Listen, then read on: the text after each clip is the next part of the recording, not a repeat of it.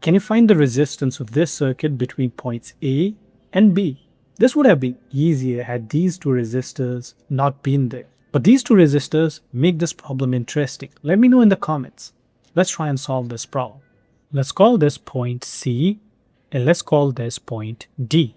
Node A, which appears here, I'm going to draw at this spot. This is node A for us. Node B, I'm going to draw all the way at the bottom.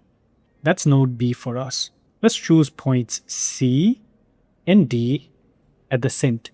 Note we have a resistor between A and C. So that should go here. That's the resistor between A and C. The next resistor is from C all the way to B. That should go between C and B. Next, let's focus on this branch. A resistor from A to D. That's this one. That should go between A and D. Here's that resistor. Next we have a resistor from D to B. That should go between these two nodes. What's left is a resistor between C and D. That should connect C and D together. Okay, so we have redrawn our circuit.